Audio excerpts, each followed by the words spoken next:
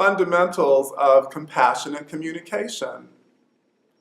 I was first introduced to nonviolent communication, Marshall Rosenberg's process for being in dialogue with people. He calls it a language of life. I was first introduced to it in the context of a congregational crisis that I found myself in the thick of many years ago. A gifted lay leader came in to work with me and the members of the staff team that I was part of at that point.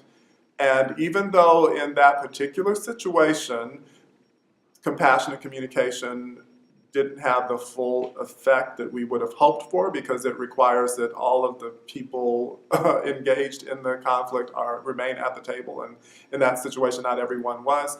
It yet became something that I found to be very effective and useful in my life, and since that time I've continued to share it with people in our Unitarian Universalist congregations in many parts of the country, and I wanted to offer that to you now.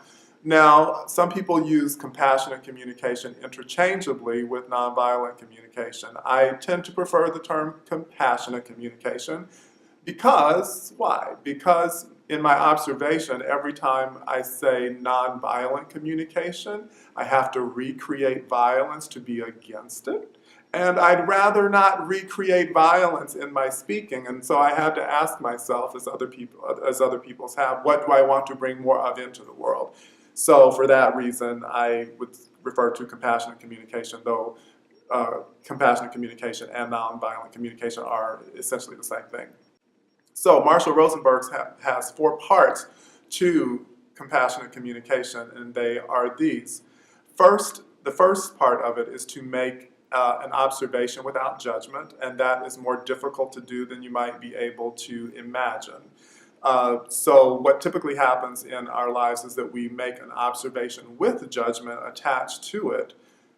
So rather than just describing things as they are, we in nonviolent communication and compassionate communication, we make a description of something without attaching our judgment to it. And I'll give you an example of that in a moment. After that comes describing what one's feeling is attached to that observation. After you describe the feeling attached to that observation, you speak a bit about the need that is going unmet. Typically, when you're raising a concern, it's typically about a need that's going unmet. And then finally, making a request that's beneficial to everyone who's involved.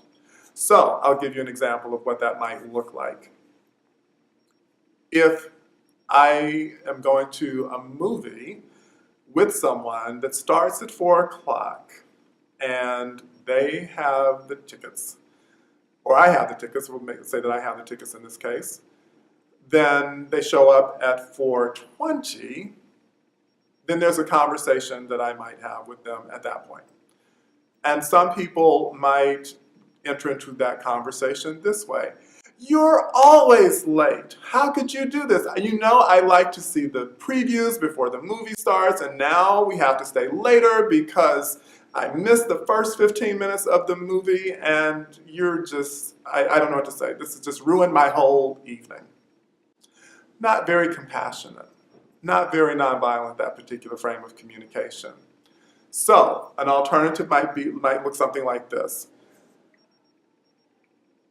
If I'm talking to Bob, I could say, Bob, when the movie starts at 4 o'clock and you arrive at 4:20, okay, so that's the observation without judgment, that's just describing what happened.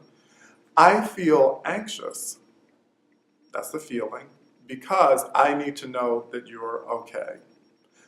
In the future, if you know that you're going to be arriving later than we said for the movie, I'd appreciate it. Could you give me a call so that I know that you're okay and that I know that everything's all right? And I could either leave a ticket for you at the box office, or I could go in for myself, or we could just make a different plan around that. So those represent the 4 parts of nonviolent communication. Making an observation without judgment, talking about the feeling associated with that observation, the need that has gone unmet, and then making a request that's beneficial to everyone involved. And by doing our communication in a compassionate way, that creates openings for different kinds of conversations. And rather than defending positions or trying to belittle or be right about everything, it allows us to remain human with each other and express our needs and be vulnerable with one another in a way that we might not be otherwise.